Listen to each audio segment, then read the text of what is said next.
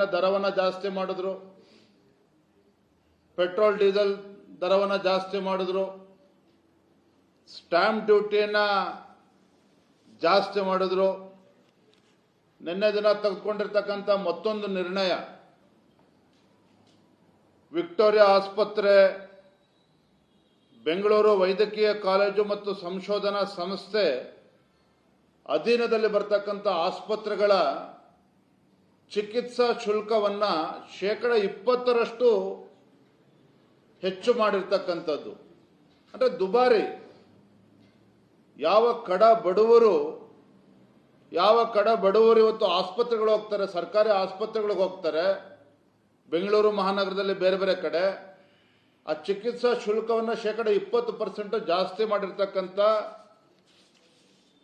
ಈ ಕಾಂಗ್ರೆಸ್ ಸರ್ಕಾರದ ನಿರ್ಧಾರ. ಅಂದರೆ ಒಂದು ರೀತಿ ಬಡವರಿಗೆ ತೊಂದರೆ ಕೊಡ್ತಕ್ಕಂಥ ಕೆಲಸ ನಿರಂತರವಾಗಿ ಸಿದ್ದರಾಮಯ್ಯನವರು ಇವ್ರ ಸರ್ಕಾರ ಮಾಡ್ಕೊಂಡು ಬರ್ತಾ ಇದೆ. ಇದು ಏನು ತೀರ್ಮಾನಗಳನ್ನು ಕೈಗೊಳ್ತಾ ಇದ್ದಾರೆ ರಾಜ್ಯ ಸರ್ಕಾರ ಕಳೆದ 1.25 ವರ್ಷದಲ್ಲಿ,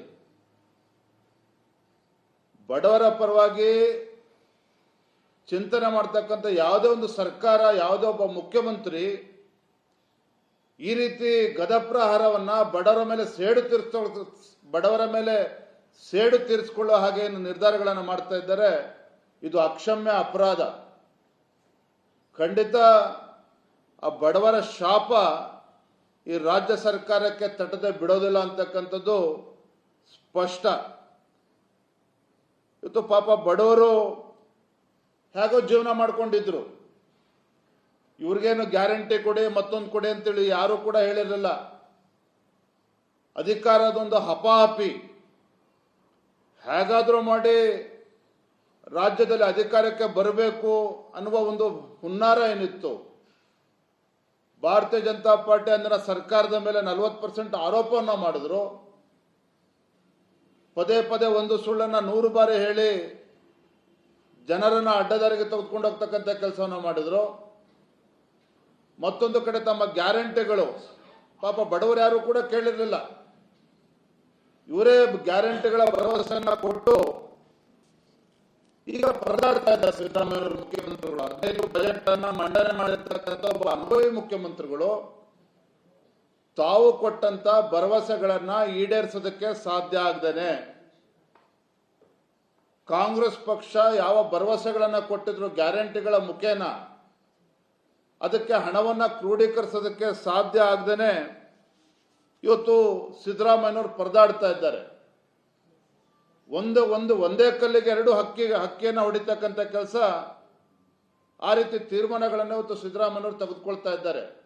ಒಂದೇ ಕಲ್ಲಿಗೆ 2 ಹಕ್ಕಿಗಳನ್ನು ಹೊಡಿತಕ್ಕಂಥ ಕೆಲಸ ಈ ಕಾಂಗ್ರೆಸ್ ಸರ್ಕಾರ ಮಾಡ್ತಾ ಇದೆ. ಕ್ಲಾಸಿಕ್ ಎಕ್ಸಾಂಪಲ್ ಹೇಳ್ತೇನೆ, BPL ಕಾರ್ಡ್. ನಾನು ನಿನ್ನೆ ದಿನ ಹುಬ್ಳಿಯಲ್ಲೂ ಕೂಡ ಹೇಳಿದ್ದೇನೆ, ಬೆಳಗಾವಿಯಲ್ಲೂ ಕೂಡ ಹೇಳಿದ್ದೇನೆ. BPL ಕಾರ್ಡ್ ಏನು ರಾಜ್ಯದಲ್ಲಿ ಇವತ್ತು ಕಡ ಬಡವರು ಉಪಯೋಗಿಸ್ತಕ್ಕಂಥ BPL ಕಾರ್ಡ್, ಯಾರು ಅನರ್ಹರಿದ್ದಾರೆ ಅದನ್ನ ಕಡಿತಗೊಳಿಸ್ತಕ್ಕಂಥದ್ದು ಯಾರು ಕೂಡ ವಿರೋಧ ಮಾಡೋದಕ್ಕೆ ಸಾಧ್ಯ ಇಲ್ಲ. ಸರ್ಕಾರದ ಹಣ ದುರುಪಯೋಗ ಆಗಬಾರ್ದು, ಕಟ್ಟಕಡೆಯ ವ್ಯಕ್ತಿಗೂ ಕೂಡ ಆ ಸವಲತ್ತುಗಳು ತಲುಪಬೇಕು ಅನ್ನೋ ಸದುದ್ದೇಶ ಇವತ್ತು ಕೇಂದ್ರ ಸರ್ಕಾರದ್ದು ಇದೆ. ಆದರೆ ರಾಜ್ಯ ಸರ್ಕಾರ ಏಕಾಏಕಿ ಯಾವ ಆಧಾರವನ್ನು ಇಟ್ಟುಕೊಳ್ಳದೇನೆ, ಯಾವ ಮಾನದಂಡನೂ ಇಲ್ಲದೇನೆ, ಯಾರು ಇನ್ಕಮ್ ಟ್ಯಾಕ್ಸ್ ಪೇಯರ್ಸ್ ಇದ್ದಾರೆ, ಯಾರು ಪ್ಯಾನ್ ಕಾರ್ಡ್ ಹೋಲ್ಡರ್ಸ್ ಇದ್ದಾರೆ ಅಂದ್ಕೊಂಡು ಒಂದು ಕೋಣೆಯಲ್ಲಿ ಕೂತ್ಕೊಂಡು 4 ಅಧಿಕಾರಿಗಳು ಇವತ್ತು 10 ರಿಂದ 20 ಲಕ್ಷ BPL ಕಾರ್ಡ್ಗಳನ್ನು ಇವತ್ತು ವಜಾ ಮಾಡ್ತಾರೆ ಅಂತ ಹೇಳಿದ್ರೆ, ಇದು ಬಡವರ ಪರವಾಗಿರ್ತಕ್ಕಂಥ ಸರ್ಕಾರ ಮಾಡ್ತಕ್ಕಂಥ ಕೆಲಸ ಏನು? ಸಿದ್ದರಾಮಯ್ಯನವರು ಬಡವರ ಬಗ್ಗೆ ಇವತ್ತು ಉದ್ದುದ್ದ ಭಾಷಣ ಬಿಗಿತಾರೆ. ಬಡವರ ಪರವಾಗಿ ನಿಜವಾಗ್ಲೂ ಕೂಡ ಕಾಳಜಿ ಇದ್ದಿದ್ರೆ ಈ ರೀತಿ ತೀರ್ಮಾನಗಳನ್ನು BPL ಕಾರ್ಡ್ಗಳನ್ನು ಕಟ್ ಮಾಡೋದಕ್ಕೆ ಸಾಧ್ಯ ಆಗ್ತಿರಲಿಲ್ಲ. ಯಾಕೆ BPL ಕಾರ್ಡನ್ನು ಏಕಾಏಕಿ ಇವತ್ತು ತೆಗೆದಾಕ್ತಕ್ಕಂಥ ಕೆಲಸ ಮಾಡ್ತಾ ಇದ್ದಾರೆ? ಇದರಲ್ಲಿ 2 ಲಾಭ ಇದೆ ರಾಜ್ಯ ಸರ್ಕಾರಕ್ಕೆ. BPL ಕಾರ್ಡಿಗೆ ಕತ್ರಿ ಹಾಕಿದ್ರೆ 20 ಲಕ್ಷ BPL ಕಾರ್ಡನ್ನು ಕತ್ರಿ ಹಾಕಿದ್ರೆ ಗೃಹಲಕ್ಷ್ಮಿ ಕೊಡ್ತಕ್ಕಂಥ ಹಣ ಇವರಿಗೆ ಉಳಿತಾಯ ಆಗ್ತದೆ. ಗೃಹಲಕ್ಷ್ಮಿಗೆ ಹಣವನ್ನು ಕ್ರೋಢೀಕರಿಸೋದಕ್ಕೆ ಸಾಧ್ಯ ಆಗ್ತಾ ಇಲ್ಲ. BPL ಕಾರ್ಡ್ 20 ಲಕ್ಷ ಕಟ್ಟಾದ್ರೆ ಅದರ ಹಣ ಉಳಿತಾಯ ಆಗ್ತದೆ. ಮತ್ತೊಂದು ಕಡೆ ಏನು ಚುನಾವಣೆ ಸಂದರ್ಭದಲ್ಲಿ ಭರವಸೆ ಕೊಟ್ಟಿದ್ರು 5 kg ಅಕ್ಕಿ ಕೊಡ್ತೇವೆ ಅಂತೇಳಿ, 5 kg ಅಕ್ಕಿ ಕೊಡೋದಕ್ಕೆ ಸಾಧ್ಯ ಆಗದೇನೆ ಹಣವನ್ನೇ ಸಂದಾಯ ಮಾಡ್ತಾ ಇದ್ರು, ಪಾವತಿ ಮಾಡ್ತಾ ಇದ್ರು. ಆ ಹಣವೂ ಕೂಡ ಉಳಿತದೆ ಅವರಿಗೆ. ಸಾವಿರಾರು ಕೋಟಿ ರೂಪಾಯಿ ನೋಡಿ. ಒಂದೇ ಕಲ್ಲಿಗೆ ಎರಡು ಅಕ್ಕಿ ಯಾಕೆ ಹೇಳಿದೆ ಅಂತ ಹೇಳಿದ್ರೆ, BPL 20 ಲಕ್ಷಕ್ಕೂ ಹೆಚ್ಚು BPL ಕಾರ್ಡನ್ನು ಕಟ್ ಮಾಡಿದ್ರೆ, ತೆಗೆದಾಕಿದ್ರೆ, ಕಟ್ ಮಾಡಿದ್ರೆ ಸಾವಿರಾರು ಕೋಟಿ ಇವತ್ತು ಹಣ ರಾಜ್ಯ ಸರ್ಕಾರಕ್ಕೆ ಉಳಿತಾಯ ಆಗ್ತದೆ.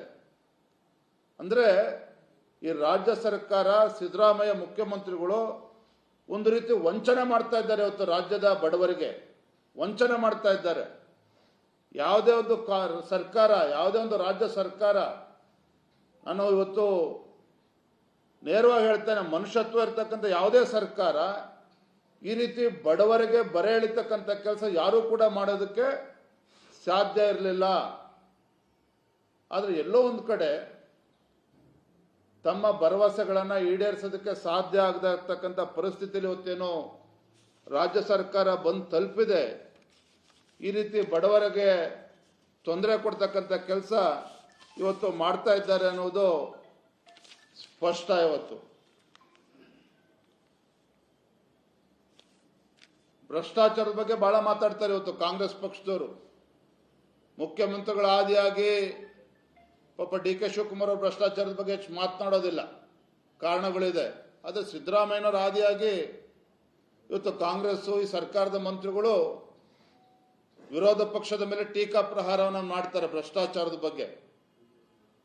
ಈ ಸರ್ಕಾರ ಬಂದ ನಂತರದಲ್ಲಿ ವಾಲ್ಮೀಕಿ ಅಭಿವೃದ್ಧಿ ನಿಗಮ ಹಗರಣ ಆಯಿತು, ಎಸ್ಟೇಟ್ ಡೆವಲಪ್ಮೆಂಟ್ ಕಾರ್ಪೊರೇಷನ್ ನೂರಾರು ಕೋಟಿ ಕೊಳ್ಳೆ ಹೊಡ್ಕೊಂಡು ಚುನಾವಣೆಯನ್ನು ಎದುರಿಸಿದ್ರು, ತನಿಖೆ ಎದುರಿಸ್ತಾ ಇದ್ದಾರೆ. ಈಗಾಗಲೇ ಸಚಿವರು ರಾಜೀನಾಮೆ ಕೊಟ್ಟು ಇವತ್ತು ಜೈಲಿಗೆ ಹೋಗಿ ಬಂದಿದ್ದಾರೆ. ಮತ್ತೊಂದು ಕಡೆ ಲಿಕ್ಕರ್ ಸ್ಕ್ಯಾಮ್ ಕೂಡ 500-600 ಕೋಟಿ ಇವತ್ತು ಲಿಕ್ಕರ್ ಸ್ಕ್ಯಾಮ್ ಕೂಡ ಇವತ್ತು ಬೆಳಕಿಗೆ ಬರ್ತಾ ಇರ್ತಕ್ಕಂಥದ್ದು. ಅದನ್ನು ಕೂಡ ಅವರೆಲ್ಲರನ್ನ ಕರೆದು ತೇಪೆ ಹಾಕ್ತಕ್ಕಂಥ ಕೆಲಸ ಸ್ವತಃ ಮುಖ್ಯಮಂತ್ರಿಗಳೇ ಮಾಡ್ತಾ ಇದ್ದಾರೆ. ಮೈಸೂರಿನ ಮೂಡ ಹಗರಣ, ಬೆಂಗಳೂರಿನಿಂದ ಮೈಸೂರಿಗೆ ನಾವು ಪಾದಯಾತ್ರೆನೂ ಕೂಡ ನಾವು ಮಾಡಿದ್ದೇವೆ. ಆದರೆ ತಮ್ಮ ಸರ್ಕಾರದಲ್ಲಿ, ಕಾಂಗ್ರೆಸ್ ಸರ್ಕಾರದಲ್ಲಿ ಏನೇನು ಭ್ರಷ್ಟಾಚಾರಗಳ ಹಗರಣಗಳು ನಡೀತಾ ಇದೆ, ಅವರಿಗೆ ಅನುಕೂಲ ಆಗೋ ರೀತಿಯಲ್ಲಿ ಇವತ್ತು ತನಿಖಾ ಆಯೋಗಗಳನ್ನು ನೇಮಿಸ್ತಕ್ಕಂಥದ್ದು, ಸಮಿತಿಗಳನ್ನು ನೇಮಿಸ್ತಕ್ಕಂಥದ್ದು, ಲೋಕಾಯುಕ್ತವನ್ನು ದುರುಪಯೋಗ ಪಡಿಸ್ಕೊಳ್ತಕ್ಕಂಥದ್ದು. ನೋಡಿ, ಮೈಸೂರಿನ ಮೂಡ ಹಗರಣದ ಬಗ್ಗೆ ಚರ್ಚೆ ಮಾಡೋದಾದರೆ ಏನು ಹಗರಣನೇ ನಡೆದಿಲ್ಲ ಅಂತೇಳಿ ಸಿದ್ದರಾಮಯ್ಯವರು ಹೇಳ್ತಾ ಇದ್ರು. ತಮಗೆ ಗೊತ್ತಿರಲಿ, ಮೈಸೂರಿನ ಮೂಡ ಹಗರಣ ಆದ ತಕ್ಷಣ ಬೈರ್ತಿ ಸುರೇಶ್ ಅವರು ಸಚಿವರು ಹೆಲಿಕಾಪ್ಟರ್ ತೆಗೆದುಕೊಂಡು ಮೈಸೂರಿಗೆ ಹೋಗ್ತಾರೆ. ತದನಂತರದಲ್ಲಿ ರಾತ್ರೋರಾತ್ರಿ ಅಧಿಕಾರಿಗಳನ್ನು ಸಸ್ಪೆಂಡ್ ಮಾಡಬೇಕಾಗಿರ್ತಕ್ಕಂಥ